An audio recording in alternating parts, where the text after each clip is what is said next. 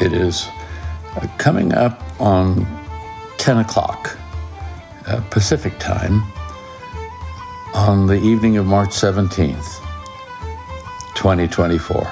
It's a Sunday night, and I'm not on the West Coast. I'm sitting in my study, just having a thought or two. And this is the thought. I love how Scripture begins, and not to repeat myself, in the beginning. You've heard me say this 100 times on this podcast, that we all have stories, but not just have stories. We are stories. And all of our stories have a beginning, somewhere, sometime, in some moment of time. I happen to be looking at a certified copy of a birth record for Richard Bruce Foth. Today is the day I was born in a different year, and I'm looking at this birth record, and it says the city of Alameda County. That's the county in which you find Oakland, California, in northern Cal. It says the father is Oliver L. Foth, age 28. Birthplace, Dinuba, California. Dinuba is a Central Valley town, a number of miles south of Fresno.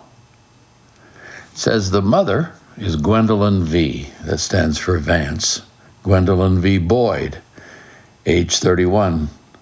Her birthplace was also Dinuba, California. Tennant Maternity Hospital, March 17, 1942, about 3 months after Pearl Harbor. And the time was 10:10 p.m. Pacific time. The attending physician was Dr. Alice B. Burke. I never met Alice B. Burke except at that moment. The conversation in our family was that my birth for my mother was a difficult birth. She had no idea how difficult it would be going forward. That time she sent me down to the corner store, Jack's Market, to get 10 pounds of apples so she could make some apple pies. And somehow in that 300 feet of a city block from 5209 Congress Avenue in East Oakland, California, down to Foothill Boulevard, where Jack's Market was, 300 feet. In my young mind, my fifth grade mind, I translated 10 pounds into 10 dozen. And the store owner, as I went to check out, because that was a day in which you could keep a tab at a corner grocery, at a mom and pop grocery, he looked at me and said, "That's a lot of apples." I said, "Well, my mom wants these." He said, "Are you sure? That's a lot of apples." I took him up the street, rang the doorbell of our little bungalow house, and my mom came to the door and almost passed out, as you can appreciate. And she took one bag, and I wheeled the cart with the other bags back down the hill. And as I came in the door, he looked back over his shoulder as he stood at the cash register waiting on another customer and said in a rather loud voice, "I told you that was a lot of apples." That's just one modest incident that Gwendolyn Vance Boyd Foth had to put up with in my years. So now, on this night, as I'm about to start my 83rd trip around the sun, I just am contemplating our beginnings. I don't know where you were born. I don't know what your circumstances were, but it was the start of something, and I would submit it was the start of something good, something created in God's image.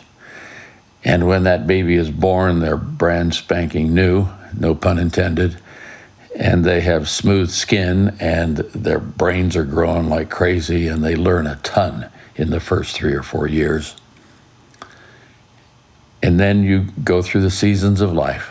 And now, as a friend of mine says, Foth, we're not in the fourth quarter, we're in the 2-minute drill here. But I told some university students the other night, and I've probably said this on a podcast before, it's 583 million miles around the sun in a year. This planet orbits the sun in that many miles. And I've done that 82 times, just just coming down on approach in the next hour or so, closing out the 82nd trip. If you do the math on that, it's somewhere over 47 billion miles in my 82 years.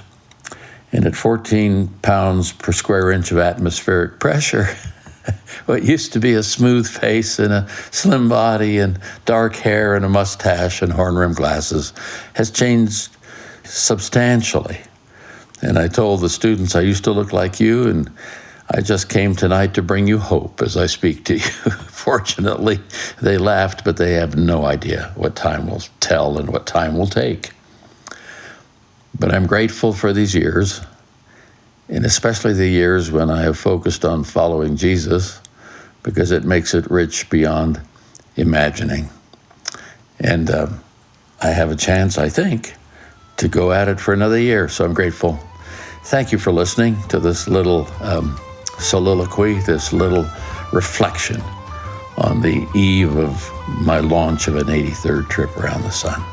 God bless you on your trip around the sun here in 2024, and I'll be back to you soon. This is Dick Foth, signing off. We'll catch you later. Bye-bye.